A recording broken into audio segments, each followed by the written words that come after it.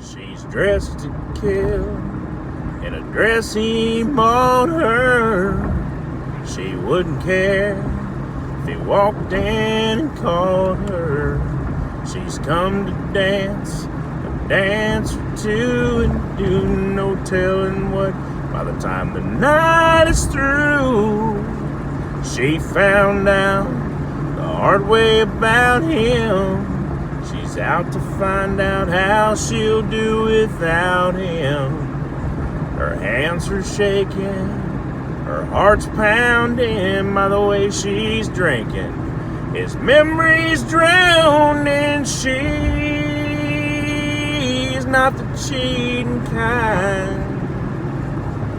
She's been cheated one too many times. She never fooled around. She's through crying, he's done trying. She's not fooling now. What's up, y'all? Christian here, Midnight Rider, Wit and Wisdom. So it's been a while, and I'm sorry about that. It is June 24th, 2020, 1:50 in the morning. Haven't really been on since Corona, a little bit in there, maybe once, I don't think so. But definitely haven't been on since the Black Lives Matter movement. I'm sure if you've watched my videos before, you probably already know how I feel as I pass through 72nd and Dodge in Omaha, Nebraska, where the original protest in Omaha anyway happened. For those of you that retort or respond with All Lives Matter, I got 2 comments for that. You're either a racist or you're ignorant to the situation. The word ignorant gets a bad rap because it doesn't mean you're stupid. It means you're uneducated to whatever the particular issue is or situation. In this case, it's Black Lives Matter. So I'll explain it like this. I'm going to explain it a couple different ways, but the first one is, if I say my house matters, but you say, but all houses in this neighborhood matter. Well, of course, all houses in this neighborhood matter. But Susan, my house is on fire, and my house needs water. We don't need to spray your houses with water because they're not on fire. Here's another example. There's 1,000 people down in a park or a square, and we're about to do a 5K walk for breast cancer awareness. We're all wearing our pink. We're ready to do this. We're ready to do the right thing. We're ready to march for breast cancer awareness. Get those mammograms. Get them checked.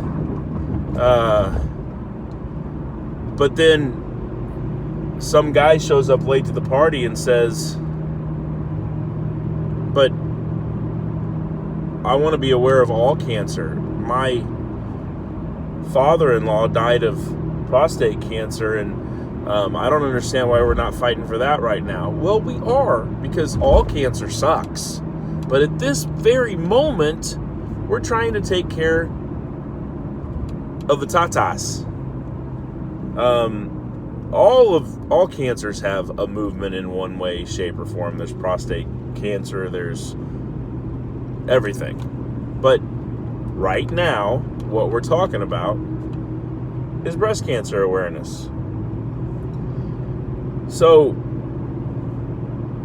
I grew up in a small town in Southern Illinois, and I love my town. I love all the people I grew up with. Many of them are still my friends today.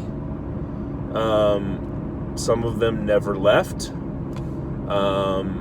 Not all of them, but some of them are not as enlightened as others and accepting of people that look a little different than maybe they do. And that's okay. You can not be around a different culture and still be able to empathize and understand what that person's going through. I've been attacked. I finally actually did start unfollowing, even unfriended, and I've even blocked a couple of people, which I always said I'm never going to do that because I want to know their side of the story too. It's just as important as my side. But I have no room in my life for hate. I do have room in my life for ignorance because I feel I can teach them. But if it's deep-rooted hate, I want no part of that. I didn't teach my kids to hate, and I've spent a good portion of my life helping people understand that they shouldn't hate also. As a manager of people, I have terminated both black and white people for using the N-word. I just think it's an ugly word, and I know it's in a lot of songs. I know it's in a lot of movies. I just don't like it. I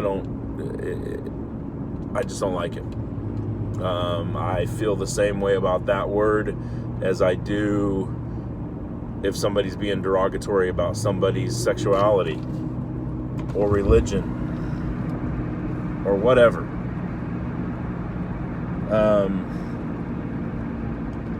Another thing that gets brought up a lot is looting, vandalism, riots, and destruction.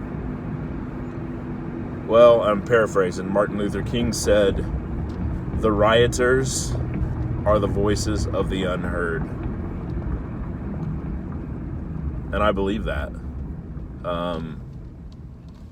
People have been peacefully protesting for years. I mean, slavery was technically ended at the end of the Civil War.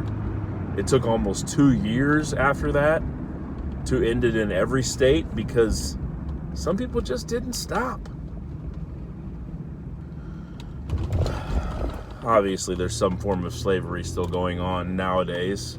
The first thing that a lot of our governments did was start arresting black people, Hispanic people, American Indians, and then we turned the American penal system into another form of slavery, and that lasted for many, many years also. We moved American Indians to reservations. Black folks moved to parts of town, and the cycle sometimes continues. Don't get me wrong, there's poor white people, there's poor black people, there's poor Hispanic people, there's poor indigenous American Indian folks, but I am white. My children are white. And here's one of the biggest things. I didn't have to take my kids aside and say, Carly, CJ, Cody, if you ever get pulled over, I need you to listen to me on this. If you ever get pulled over or stopped by the police or police come in the house, don't look them directly in the eyes. Don't make eye contact. Don't stand up. Don't talk back. Don't make any sudden movements. You have to telegraph your movements. You got to talk. You got to say, "Officer, I'm going to take my right hand and open my glove box. My other hand is right here." I didn't have to do that with my kids. I did have to teach them to be respectful to police officers. And a lot of people also mistake the Black Lives Matter movement as not respecting police officers. That's not true. It is trying to bring to the attention of people that sometimes police officers don't treat especially young African American men with the same respect that they would want to be treated. And I think it comes a little bit down to understanding and fear. This is the basic, most broken down example I can give you. Bees and dogs smell fear. Fear causes people to sometimes attack out of fear. Preemptive strike, whatever. And dogs that bark at you, or they're mean to you, or a bee that stings you, or a snake that bites you, they did that because they were scared. I truly believe that a lot of police officers are scared of young African men, African American men, people of color. And they strike with force faster than they would a young white kid. And if you think white privilege isn't real, wake up. Wake the fuck up. When you see a dude carrying an AR-15 into a courthouse, up in it, and scream in the face of a police officer with no recourse, no reaction, nothing, and then you see, can you just imagine if a young black kid did that same thing?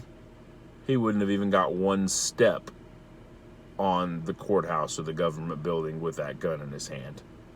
Certainly wouldn't have got a chance to scream in the face of a police officer. Just wouldn't happen.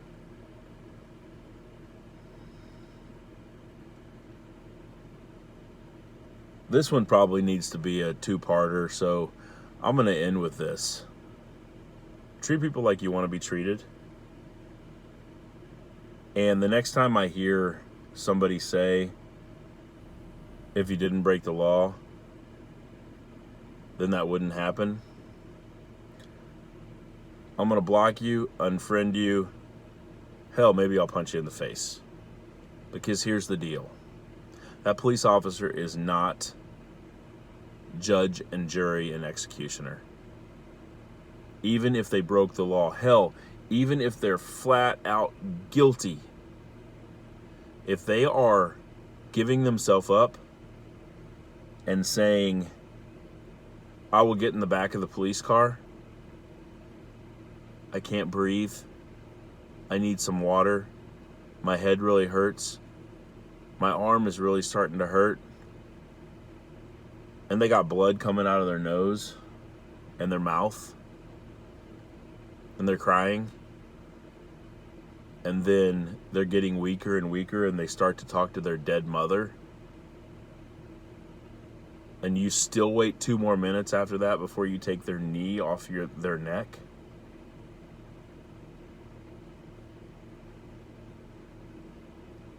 I want no part of you. Of course, all lives matter. All houses matter. But at this moment, my house is on fire and it needs water. The people of color in the United States need our help. And that's why Black Lives Matter. Thank you. This has been Wit and Wisdom from the Midnight Rider. We'll talk again soon. Love you.